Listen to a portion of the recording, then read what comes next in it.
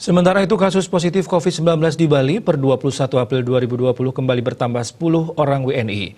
Dari keseluruhan kasus, komposisinya adalah 7 orang merupakan jenis imported case, 2 transmisi lokal dan 1 orang tertular dari daerah terjangkit. Total akumulatif kasus positif di Provinsi Bali berjumlah 150 orang.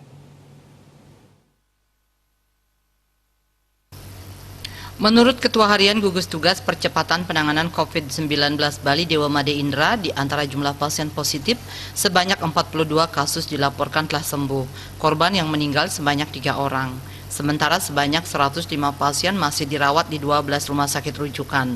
Berdasarkan data yang dilansir Gugus Tugas Percepatan Penanganan COVID-19 di website infocorona.baliprop.go.id, komposisinya 8 WNA dan 142 WNI. Dalam data sebaran kasus COVID-19 sampai 21 April di laman pendataan baliprop.go.id, dari 150 kasus akumulatif positif COVID-19, jenis kasus didominasi pelaku perjalanan. Rinciannya pelaku perjalanan luar negeri (PPLN) sebanyak 105 orang dan pelaku perjalanan dalam negeri (PPDN) sebanyak 17 orang. Sementara transmisi lokal ada 28 orang.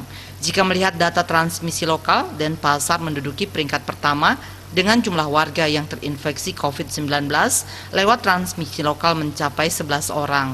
Dari data itu terungkap pula 10% COVID-19 terbaru merupakan warga dari Denpasar, Gianyar, Buleleng, Karangasem, dan Jembrane. Terdapat juga 2 kasus yang merupakan warga dari kabupaten lain. Sementara itu WNA yang terjangkit kasus ini masih tetap 8 orang. Kabupaten lainnya terdapat penambahan 2 kasus sehingga menjadi total 3 pasien. Dia Dewi, Bali Pos melaporkan.